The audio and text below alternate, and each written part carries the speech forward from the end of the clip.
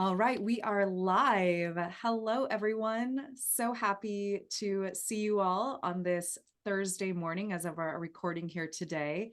We're going to give everyone just a moment to come into our live Zoom webinar room.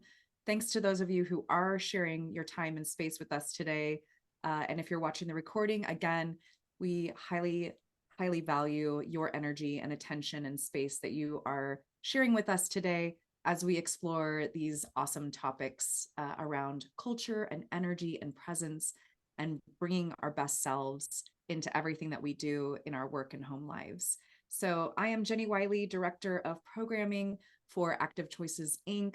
So happy to be moderating today with my co-panelist here, Anese Cavanaugh, CEO and founder of Active Choices, Inc. and the IEP methodology.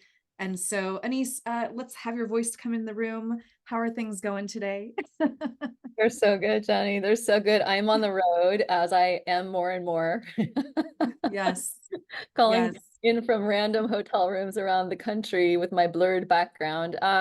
Things are good. Flying, my favorite airline. I just saw somebody on here with my Love favorite it. airlines. I just want to give them a nod and a thank you very much. It's been wonderful. Okay, so Amazing. Yeah. yeah, so Yeah, things are with that in going. mind, anybody who is here live today, feel free to chime in the chat. We'd love to hear from you, and we'll be moving through things today. But this is definitely, even though it's Anese and I on camera, this is definitely a space where we feel the energy from all of you when you're here with us live. And so feel free to comment or add any other questions that come up for you as we're going through our time together today. Yeah, Awesome.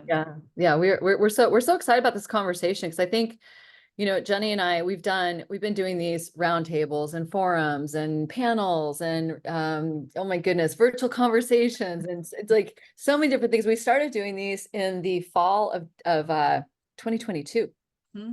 right? We started these in the fall. And I think at this point, we really have done almost every single format, including live and in person or virtual. Hmm. And this one, Jenny and I, we get to see a lot of stuff. And I think actually you were saying something really beautiful before we got on, Jenny, about some of the perspective and what we get to see because companies are so in it. So maybe you want to talk about that a little bit. But, when we looked at what did we want to talk about in May, there's a lot of questions that we continuously get from people about how do I know if my company is ready to do this stuff? How do I even know if I have an energy problem or if there's a leadership or culture problem and it's related to energy? How do I get started? How easy is it to actually start to shift this? What are some signs of good potential partners? Because one of the things we're noticing is there are more organizations, more companies, more consultants that are starting to go, oh, this energy work, there's something to this. We've been doing this for 22, almost 23 years now, and have literally presented to rooms of people going, energy does not belong in organizations. This is ridiculous. This is the soft stuff. Or when they thought about energy, they wanted to address it at a really high surfacey level, like let's just everyone have good energy. We'll be so good. So for 23 years, we've been actually in the trenches and doing the work and really helping companies create real culture and leadership change through the methodology we use. And what we're starting to notice is it's starting to take on more now. People are not poo-pooing it as much. And so then we're also starting to see some organizations and consultancies that are going, oh, yeah, let's get on that bandwagon because it's important. So we want to offer some of the things to be looking for. Should that be you, whether you work with us at ACI or you want to work with somebody else, we just want to give you, I think we have a list of like 10 kind of watch outs and get excited abouts to be paying attention to. And then we're going to go wherever the conversation takes us. But those are my 20 pennies to kick us Yeah, off. love Yeah. it. Thank Yeah. you, Anese. Thank you. So yeah, to set the container even a little bit more, because we have the benefit of being consultants with our partners and clients and prospective clients too, we have a really beautiful high level view of all the different dynamics that can be at play when a company or leaders are looking to start to embark on this energy work within your organization, are really committed to developing sustainable, positively impactful culture.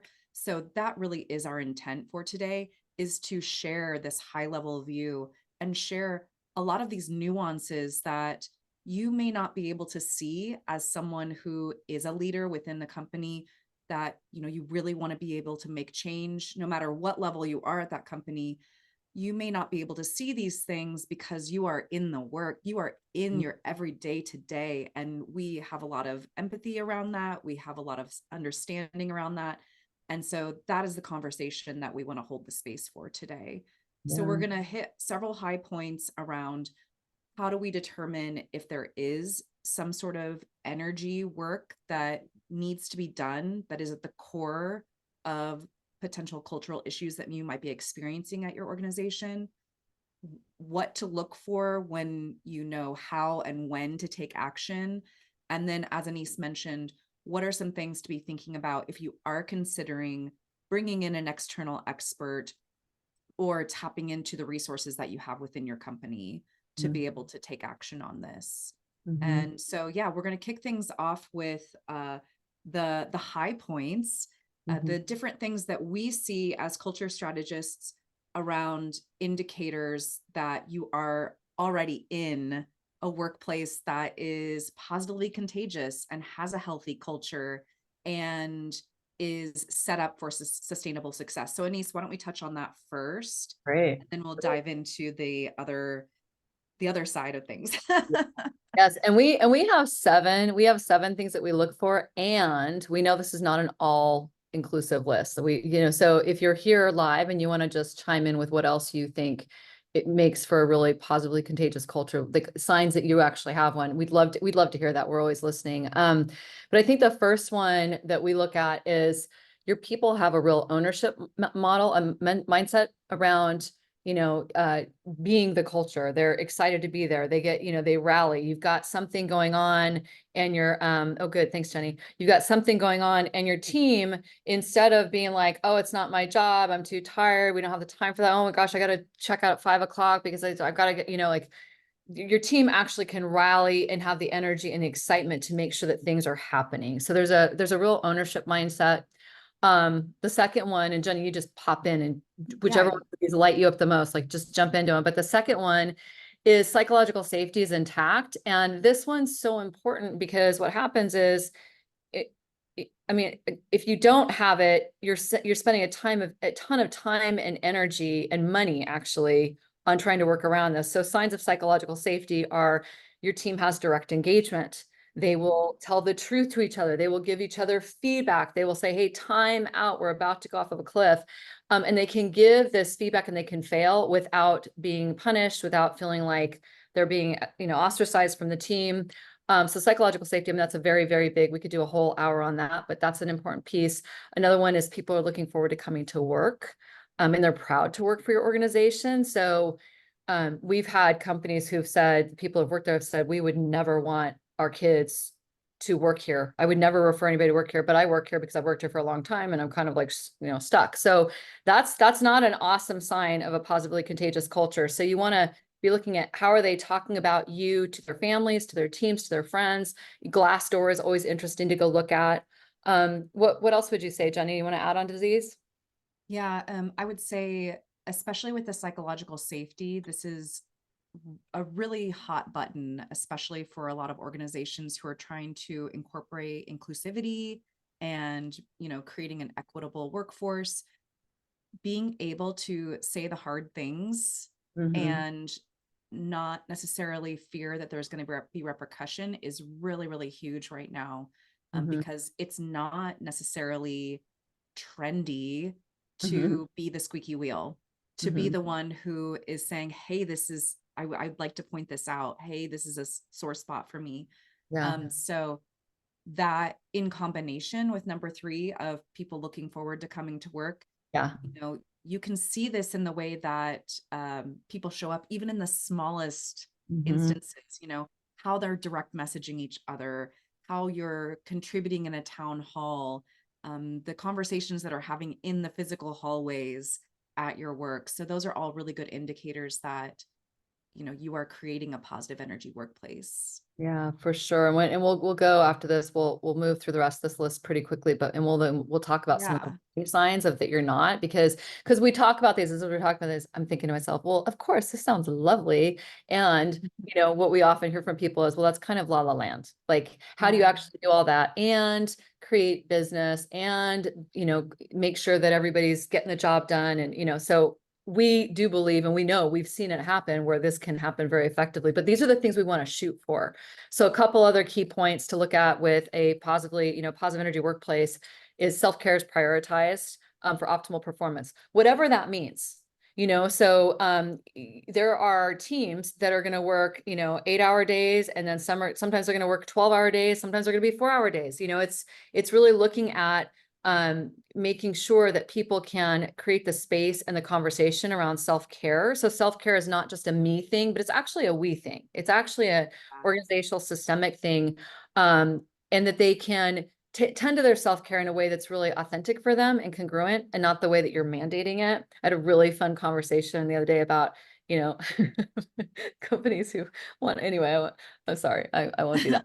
Anyway, no, man, we can't mandate it. However, it's an important leadership skill in the IEP methodology. It's one of the core things we teach right off the bat is self-care is a leadership skill. And it's because if you are burnt out or exhausted or worse, you can't serve and make your best decisions and have patience with people. So you end up creating a bigger problem. All right, let's keep going. 5, your customers feel awesome when they work with you and your employees. Positive energy workplace, your customers are going to be really happy too. Like, this is contagious. They feel it. They feel it when they get on the phone with you. They feel it when they come into a room with you. Problem solving can actually be productive and exciting. And we've seen this done really, really well. We've seen teams go, okay, we've done this. Okay, Yes. this is gritty. Oh, Juicy. this is really juicy. I don't know about this one. This one's a little scary. And it's like, okay, let's get in and get there, because the psychological safety is intact. The self-care is intact. And then the other one is just, you personally, as a leader in your organization, you feel like you're in integrity as a leader. So when you have the ownership of, the ownership mindset, and you're doing some of the stuff that we're talking about here, and that you're leading in service of the organization and growth and people and humans, and your integrity is intact, that also creates more energy, and that is contagious. So those are the 7 with a couple extra tidbits piped in. But what else would anybody that's on here would be welcome to add anything else that we've missed. We are continuing to gather data, of course. And while we do that, Jenny, maybe we go into now we can go a little bit quicker through the 7 symptoms of an energy crisis, or that you're heading towards creating toxicity in the workplace, or maybe, who knows? Yeah. Absolutely. So some indicators that you might be seeing if you're heading towards that more toxic, draining, less productive workplace culture is that you're losing a lot of top talent. It's going to be a huge indicator, especially if there's a mass exodus. That's going to be, it seems like an obvious thing, but I think that's very often leaders can get into a pattern of thinking, okay, great, well, we'll just bring in new, fresh people. And really, that is such a detractor of being able to carry on that knowledge, that legacy knowledge, the energy that gets lost with them. So that's a huge one. And alongside with that, with the second thing, low psychological safety and not speaking up. The stat that Anese, I love that you bring this up, is that I can't remember the exact stat, but there is a situation, there's an issue where people are leaving their workforce and saying that there's something that could have been done to help them to be able to stay. There's something their company could have done, but a majority of them are not actually speaking up and saying that this is something that could be done. Yeah, it's I believe it's 55% of the people that leave their workforce say that the organization could have done something to prevent it.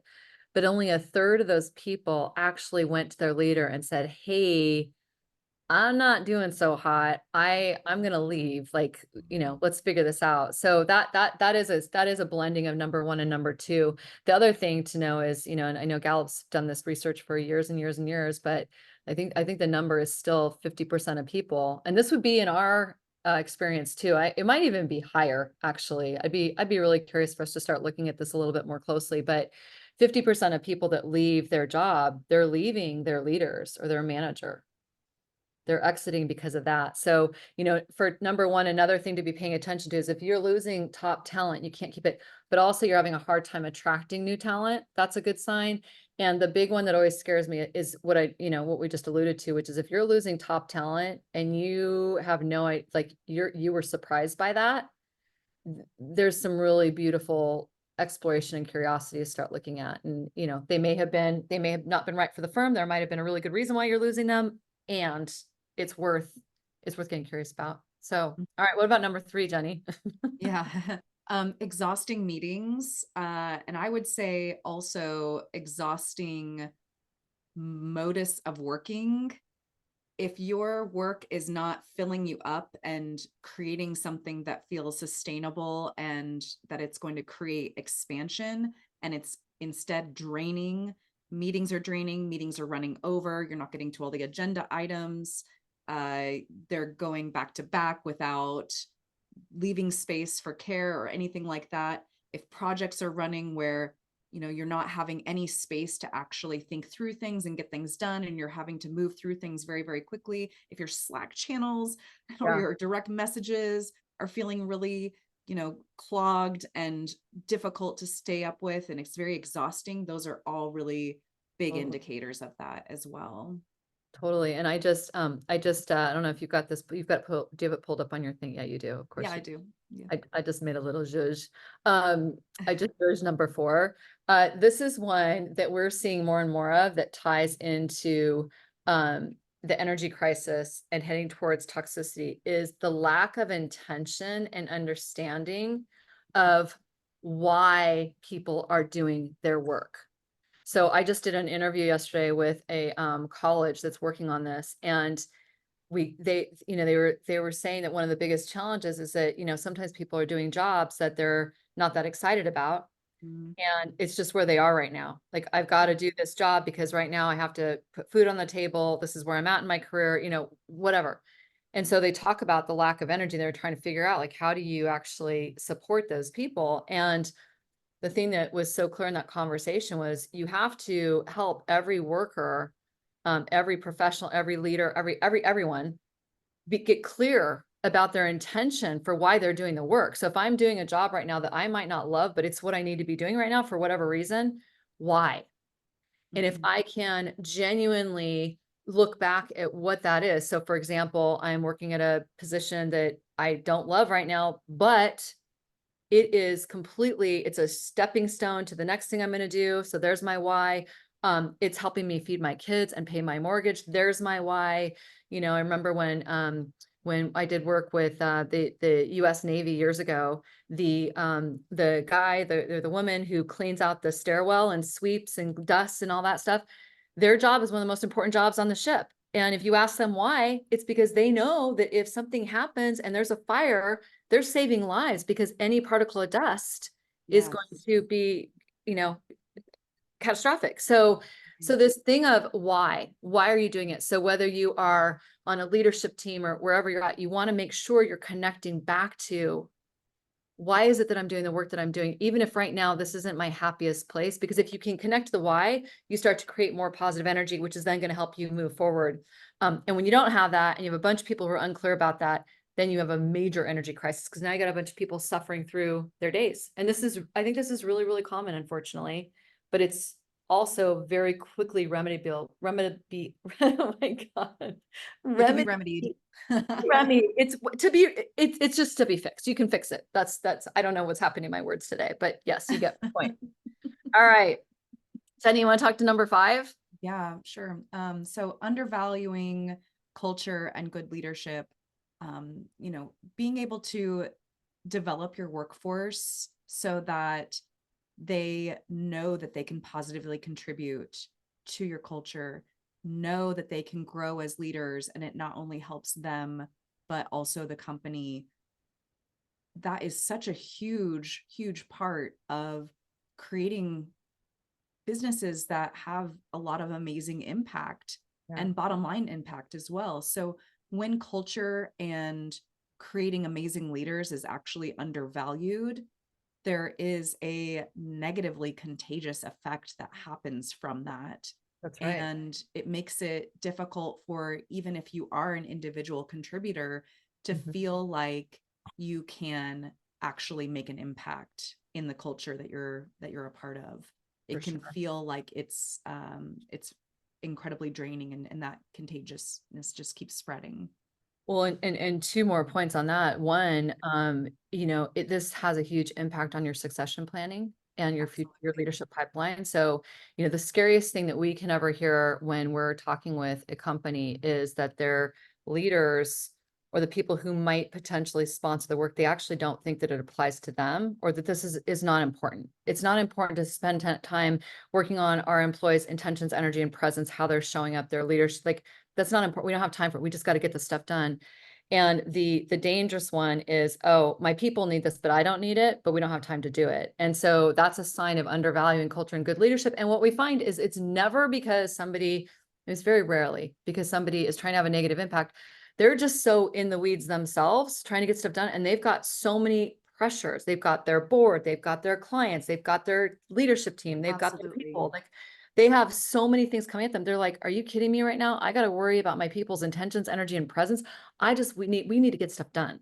So if you Yeah. could take a step back and then again, go back to that why, well, what's the intention for, really starting to look at valuing leadership and culture and giving people the tools to show up?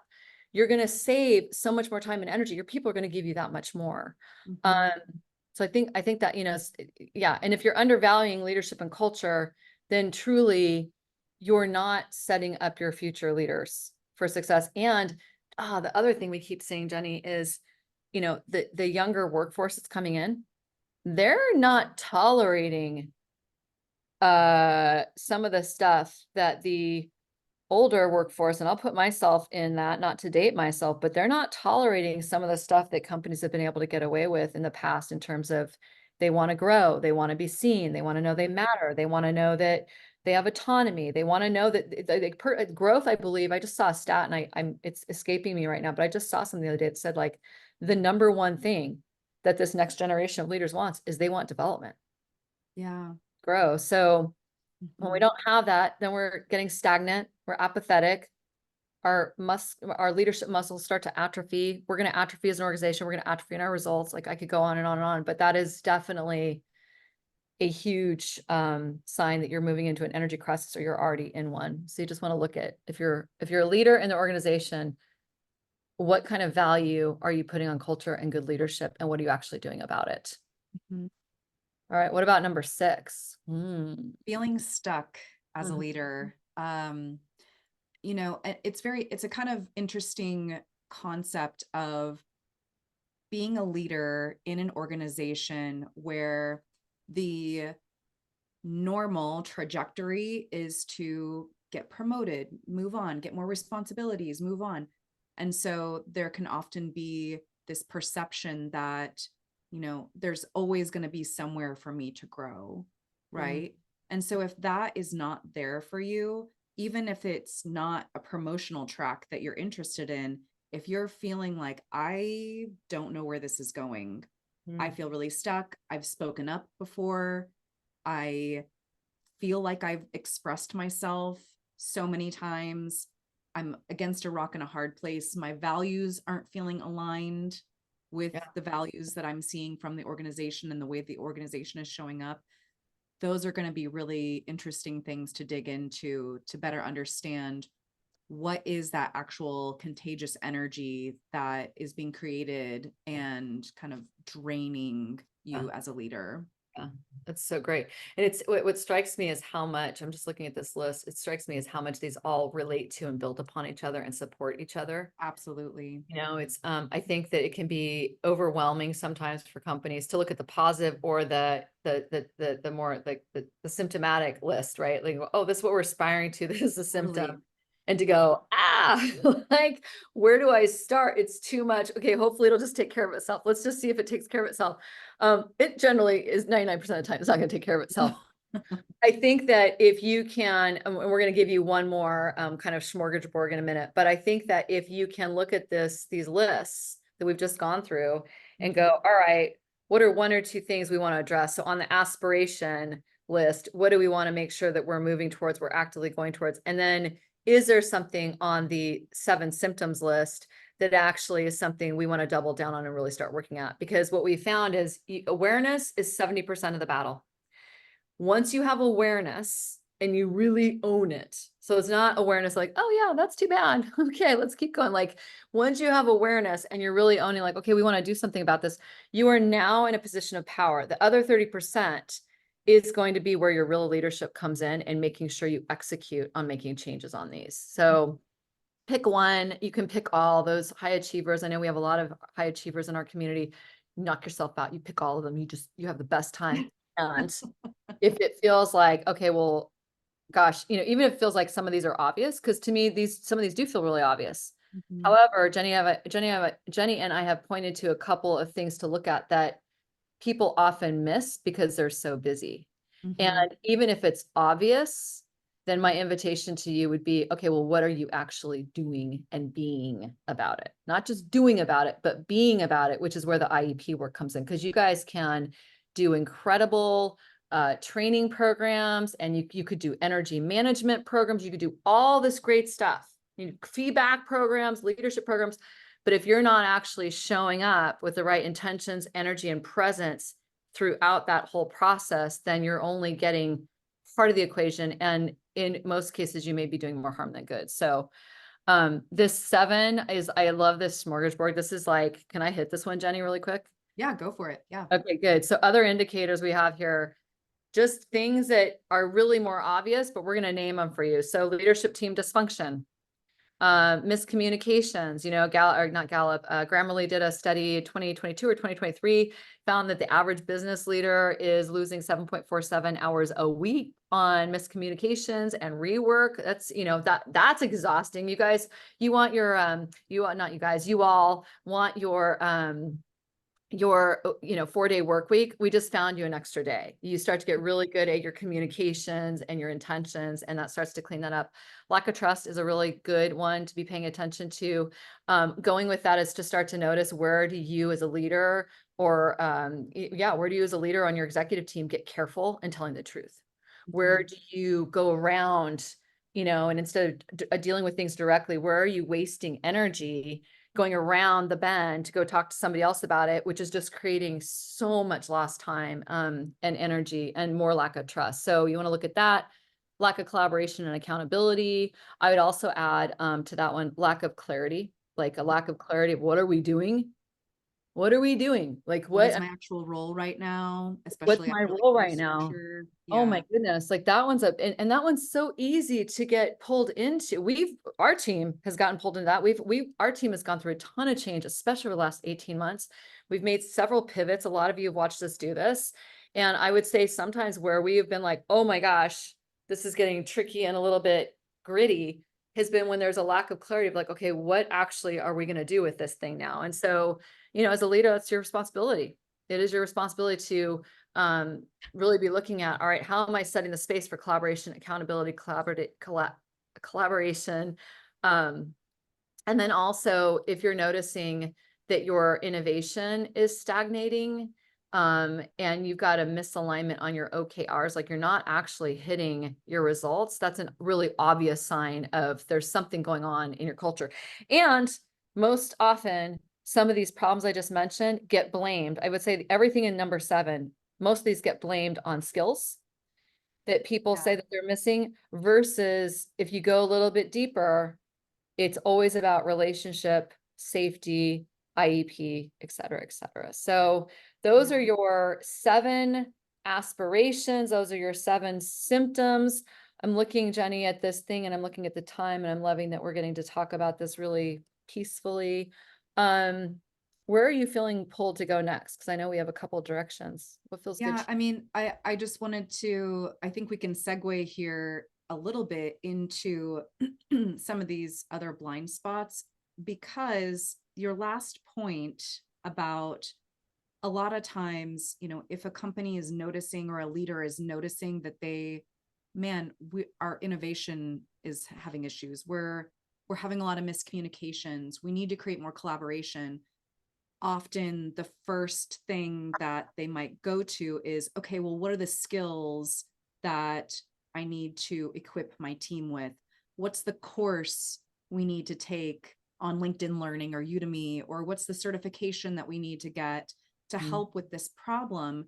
And because of your intentions, energy, and presence, if that's not taken care of first, those skills are just layering on top of already a deficit.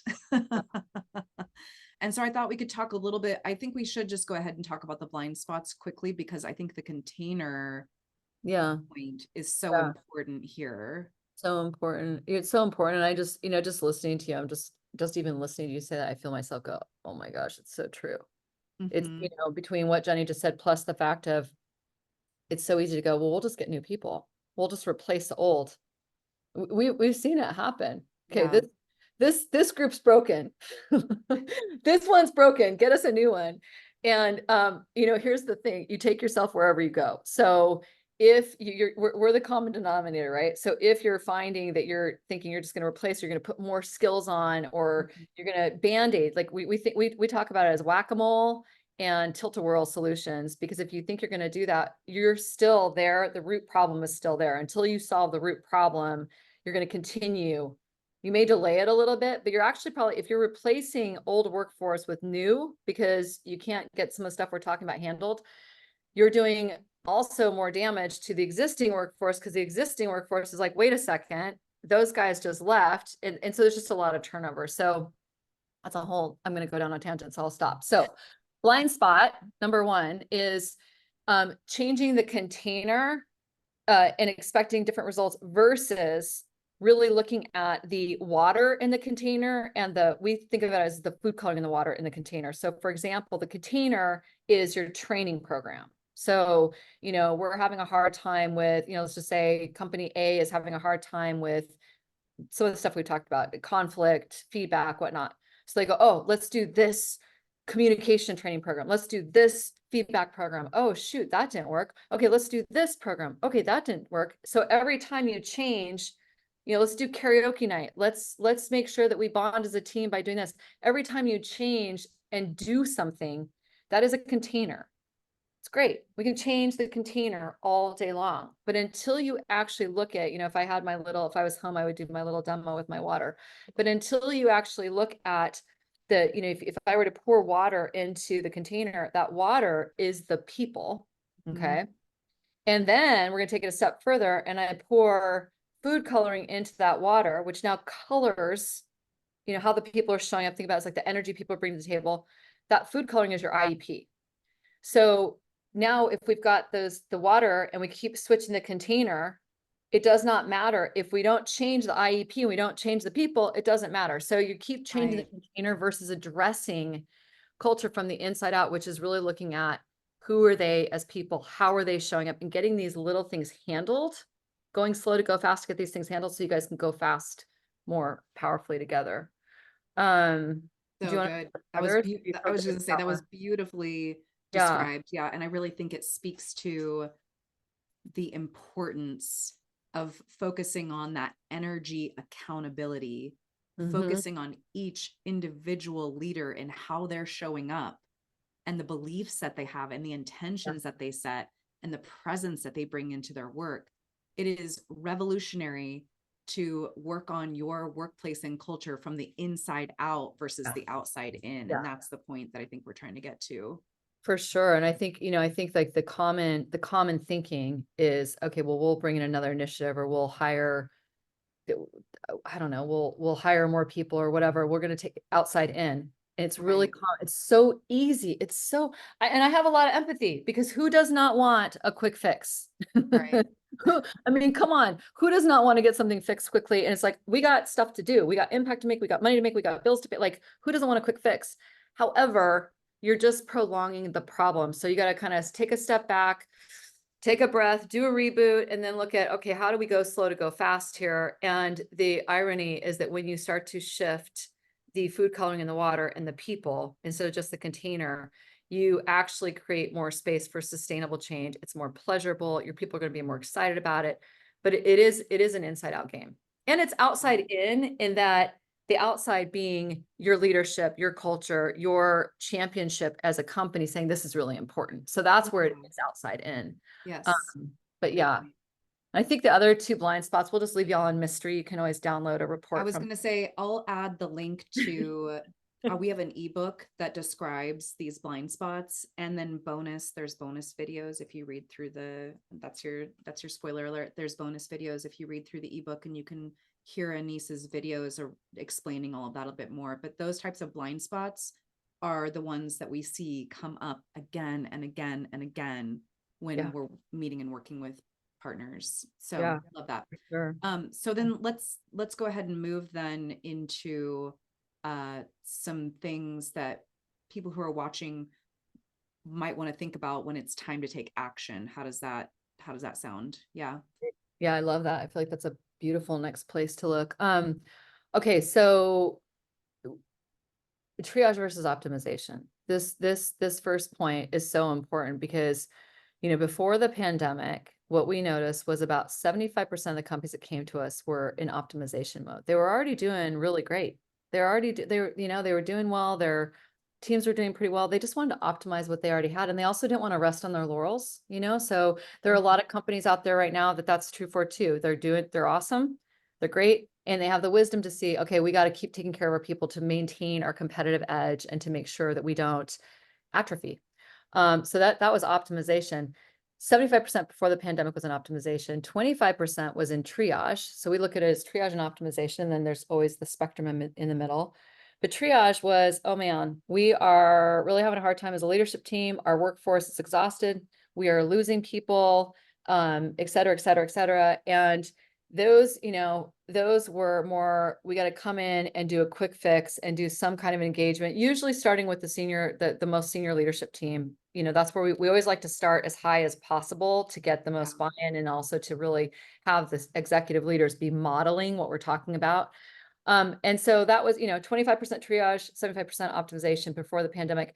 I would say now it's flipped. It's Mhm. it's it's shifted. We find more, maybe it's not 75% at this point, but it's definitely higher around triage just because we've gone through a lot. There's hybrid work now. There's Yeah. still the impact of the pandemic that I think we're going to be seeing for years and years and years. I think we're not even aware of some of the impact that it had in terms of remote work and whatnot. The beautiful news is that there's such a great way to do remote work now, and there's so much more freedom for our workforce. And I mean, there's so much good stuff.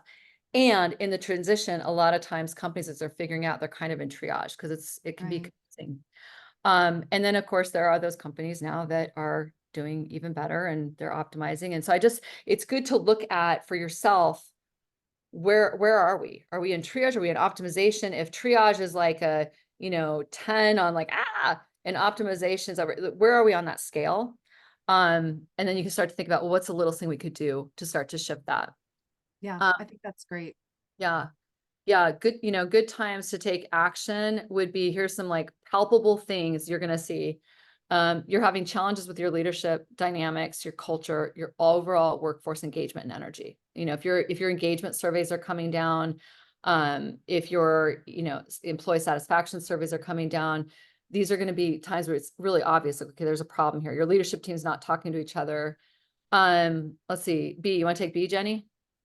Yeah, actually, I think we could probably buzz through several of these because we've touched on them a little We bit have, in the yes. things to look for Mhm. when you might have some energy issues. But if there's any struggles with communication, collaboration, feedback, especially as it relates to the innovation and future planning that you're creating, if you're having any issues retaining or attracting top talent, if your leaders are experiencing burnout or issues managing their energy, if you're looking for ways to build your workforce's resiliency because change is inevitable, it's always going to be happening. Always. And then also if you're having any challenges with your learning and development initiatives, maybe Mhm. you're not getting the ROI that you think that you were hoping for. and the training isn't sticking, like you're doing the training and then it kind of falls off the cliff after a month or two, those are definitely times where you want to pay attention and notice this is a good time to take action and really Sure. address the energy of Yeah. what's happening underneath that. Yeah. It's so interesting that last point. So many, I would say the majority, almost every organization we've done work with has said that the IEP work helped them unlock another level of return on investment for other training programs they'd had. Because what happens is they do all these incredible training programs. Like there are so many beautiful tools and Absolutely. assessments and and coach programs. There's so much good stuff. We are living in a time where you cannot help but have the opportunity to develop your workforce if you want. Like it's everywhere and there's some Yeah. really good stuff. However, if you're missing the IEP and you're missing this methodology that goes underneath it, like that food coloring and water, you've got all this money you're investing and all this time and energy and trust with your workforce. You're putting in these trainings. And if they're not getting the return on investment from that and they're not actually having the results, that's a real bummer. And so I think almost every single organization we've worked with that has looked at this has said, yeah, actually, this really helped us unlock another level. And now we understand our people were doing the stuff, but they weren't actually being it. Such a great point. Yes. They weren't being Yeah. it. Being it is not just, it's not just energy. And this is, I know we're going to get going here in a minute. I'm going to get them a big soapbox about like, really making sure you're doing this right. Because energy is not just about being it and being like, okay, hey there, hi there, ho there. Everything is so great. Okay, we're going to have all good energy. Energy takes time. It's an inside out approach and it needs to be done with such honor and respect and care to shift it authentically. And if you don't do that, then you're actually going to use energy as a bat. And that is, then that's even worse. Then we're going Yeah. backwards. And then I'm gonna really be upset because we've been working for a long time to get this going. Okay, where to now, Jenny? So I'll just touch on quickly on how to know if your organization's ready or not ready. And then I think that if you want to close up with, the things that you can take action on and the considerations that we mentioned at the Great. top of like what to look for in an energy partner. So some things that you want to keep in mind if you are going to be exploring doing this type of work, you want to make sure that you're in an organization or you are showing up and you truly want to create a culture that is ahead of others. You really get the importance of true organizational health, or maybe you're already in initiatives that are in motion. This is huge, that your executive and senior leadership will actively engage and participate. To Anese's point earlier, if leaders are saying this is for them and not me, that is going to be a roadblock that you're going to have to eventually end up moving through. This is a huge one. If you're willing to slow down in order to go fast, knowing that this sustainable, real change, it's not going to happen in an afternoon session and then everybody's magically transformed. Your workforce and you as a leader are going to start building these healthier habits around creating intentional impact and being accountable for your energy and showing up and being the type of leader and not just doing leadership skills. It does take some time. And Mhm. so if that's not something that you're able to slow down and pay attention to and really work through, then it might not be the time for you to be Mhm. taking action. If you're Mhm. willing to commit the resources towards it, if you are knowing that um there are some frameworks and that are proven that you can tap into, that's the type of thing that we're looking for in partners as well, because we believe so much in the IP methodology and we do have data that proves that these practices and this methodology works. We do have data to prove that, but that's not necessarily something that you're always only relying on. You're relying on your belief in it and your ability to practice it and the results that you're going to see. That's going to be a huge part of it, and Yeah. that you'll do the work to Yeah. be able to make this happen, whether you're a champion doing the work and within your company, or if you're a leader, or if you're just part of the workforce doing your part and being accountable for yourself. Yeah. So you might not be ready if you don't have that leadership support, or you are trying to get this all done in an afternoon session and that's it, and you are not able to devote the time and energy and resources, and you are in the pattern of busy and not ready to step out of it. And then the final one of your mindset is that culture is something that is happening to us instead of something that I can actively influence and co-create. That is a belief Mhm. that we ask of everyone who practices this methodology, is that no matter what your level is, no matter what your role is in an organization, you have the ability to influence, activate, and co-create the culture that you're a part of. Oh, that's so good. That's so good. I'm gonna tag on to a couple of those. Love it. Is the time we good? Okay, good. One is, with the, you're ready, and Jenny alluded to this, but it's like, you're really willing to prioritize this. You're really willing to prioritize it. And this does not mean it's this huge gargantuan thing you got to take on. This can actually be done really beautifully, lighter touch, and cost effectively, but there has to be an intention around, okay, this is really important, and I'm going to prioritize this myself as a leader to do it. So there's that. So good. Um, Yes. Another good sign that your organization may be ready for this is if you're already doing things like EAP programs, or, you've already started to invest in training and, work-life balance, which we have a whole stance on too, which we won't go into right now. But like, if you're already investing in well-being and whatnot, that's a good sign that your company is willing to make an investment, and the IEP work can plug in really, really beautifully there to support those investments too. And then to the knowing you're not ready, you know, the one that I always see, and this is the reason why Contagious You actually got written, was because if you're just looking to check a box, Mm. and to, for a good example of this, and we've actually changed the way we do this now, my keynotes. Sometimes companies just want to check a box. They're going to do a quick thing like, okay, we got culture change, check the box. Okay, motivate everybody for an hour, check the box. Yeah. I'm all for standing on a stage and talking to people for an hour about this work. I'm all for it, but we want to be really, really honest about what is the intention behind that. So if you're looking just to rah everyone up for an hour and check that box off, it's not great. In fact, we've gotten to the point now, even with with the keynotes, that when I go in and I do a session, we make sure that the organization has something that is going to keep the work alive after I leave, because we have an allergic reaction at this point to companies just kind of going, okay, check the box. And then everyone gets really excited for a few minutes and they walk away and they kind of forgot what they said. No, that was really nice. And she seemed like a nice person, but they don't really apply it. And so you want to really be looking at, okay, if we're just looking to check this off the box, or somebody told us we should do it, so we just got to do it really fast, we might not be the right partners for you.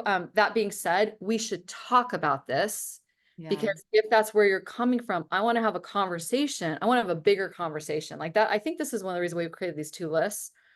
I want us as ACI to start having a bigger conversation with all these incredible leaders out there that are doing big things about what's actually happening with the future of work, what's happening in their organizations, what are they actually like, what are they doing and why are they doing it?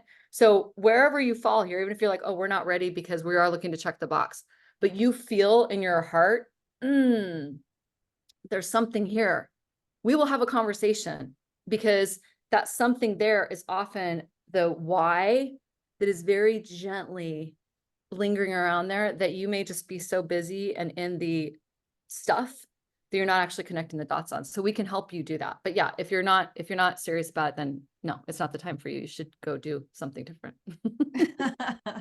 And that, to speak to that, Yeah. we do have a process where we work through that with you and co-create that. So Yes, and if thank you, it's not the Jenny. right time, if it's like a keep us in your back pocket and we'll Yeah. be here when you're ready, that's totally acceptable. Yeah. We have referred people. We have told Yeah. people like this actually, it doesn't sound like this is the right time for you. You're actually over here on this side, and you're looking for somebody, a quicker whack-a-mole thing, and that's what you want to do, and you're saying that that's what you want to do. Oh my gosh, I have such a beautiful network. We will send you to somebody. That being said, we've done this enough that our full hearts are, this is our level of devotion, is like, we want to have the conversation. We want to make sure that you're making the decisions from the right places. And then we want to be useful. And if useful means we're sending you somewhere else, then we're happy to do that. Yeah, So, absolutely. okay, that's my soapbox. Well, actually my soapbox. All right. Well, Jenny, do you want to talk about how to, yeah, you want to talk about how to? Yeah, so there's some different things that you can be thinking about, and I'll just super brief touch on this so that we can move to the last point here, but some things that you can think about to be able to take action on this. Think about what are the indicators that are going to help you decide whether or not you have the internal resourcing available, the objectivity, the momentum, the funding, the resources to be able to take care of that internally versus externally. Having, a partner come and be a part of that so that someone like us can help hold the space for that. Make sure that you're creating some sort of baseline setting so that you could be tracking where you're going. We offer our positive energy workplace initiative diagnostic as a part of our offering there so that your workforce can be taking an assessment, having all of those indicators that we talked about before being measured, and you Yeah. can be tracking the growth as you are moving through the programming. Um, I highly recommend, especially if you don't already have a learning and development department, incorporating the learn, practice, connect, reflect formula here. That's everything that we do within our learning programs so that you can be learning individually and as a collective as you're growing through this. And then we also offer, we like to call it our IEP 333, which I'll be sure to link to that in the recording with this, but we offer several different pathways for you to be able to meet your needs of your organization, whether you're partnering directly with Anese, whether you're working with the ACI faculty and team, if you're a part of our IEP methodology programming and trainings, or if you want to be a part of our memberships that we offer, where you can be able to access the most current Yeah. content, trainings, and development opportunities as a part of our network. Yeah. So if you don't have those internal resources, that's where we come in and we can help out with that stuff. Yeah, and I just want to just what you just said is so important. The most recent, we ask all of you when you register, we ask you, how's it going? What are you finding? What I noticed looking through the comments was there were so many people who were talking about, like small steps are really helping. We've been integrating IEP for a while. We are making it contagious because we're using it in a way that we're showing up and doing it. And then there was a couple of you that said, we've been doing this for a while, but it may be time for us to kind of refresh, reframe, reboot around this work. And holy smokes, if that is you, especially if you worked with me when it was myself and two assistants between 2014 and 2019, 2020, and you got engaged in the work, and maybe I came in and did a session with you guys, or you came to Ann Arbor or San Diego or wherever, Sacramento, if that's you, the work has grown so much, and so many of the resources and the things that you asked for back then, we built them. And now we also have a team and faculty that actually can make them happen so that, we can do them really well. So anyway, for those of you that said, it might be time for a refresh, please, please, please follow up with us, because we would love nothing more than to show you what we've been doing. And actually, we're going to be doing that next week. No, wait, when are we doing our open house? We 30th? have our open house next Thursday. Yeah, the Oh, 30th. we are. See, you have Jenny now, everybody. So those of you who knew me before Jenny, you're like this. Oh, thank you, thank you, thank you. She has Jenny Wiley on the team now because Jenny keeps everything really beautifully organized and straight. So anyway, that's just a little commercial for if you wrote that in and you're thinking it's time, then let's talk. Okay. All right. So considerations as we start to close out, considerations when bringing in outside partners. And I'm gonna make this a light list. What I will do is I've been writing on LinkedIn pretty much weekly. So I'll go ahead, I'll make another article about this to kind Love of that idea. Yeah. send, and then you can Yeah. see it. Here's the thing, as I mentioned at the beginning, we are starting to hear of examples of people going, oh, we can do the energy work with your company, and they come and they do it, but they do it in a way that they're not, and this is not to make anybody wrong. It is from the bottom of my heart, it is not.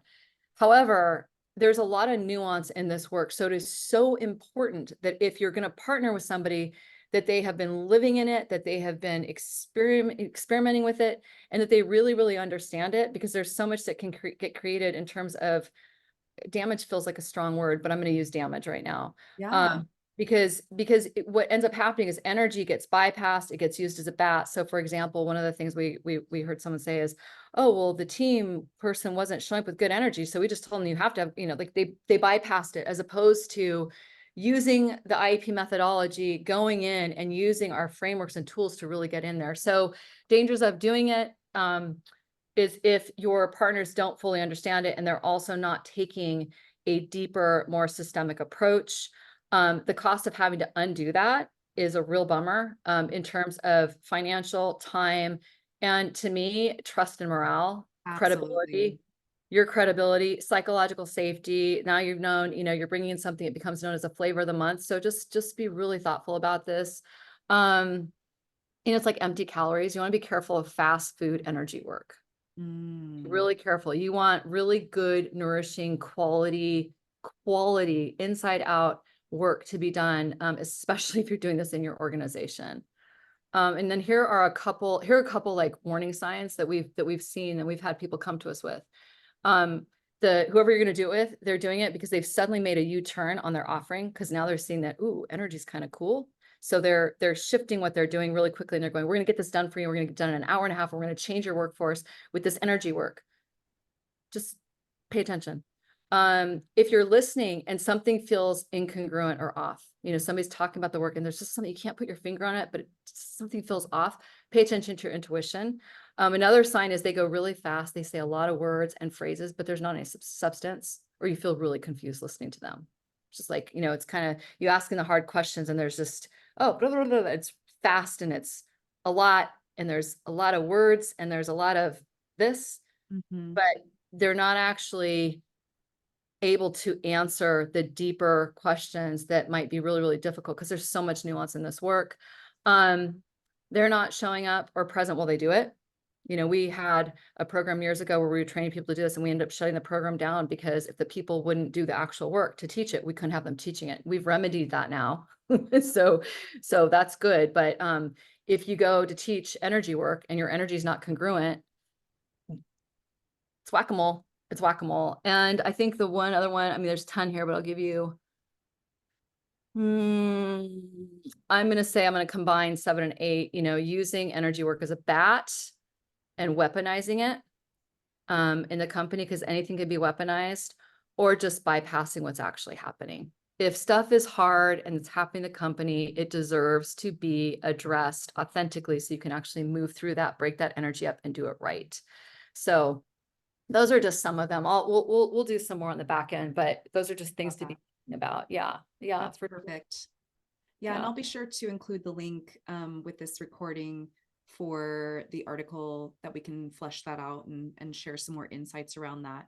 But Yeah. I'll go ahead and close down our space for today. Thank you for coming and being a part of our kind of organic conversation here today. So if this is something that you're interested in learning more about, you can check out our website, activechoices.com.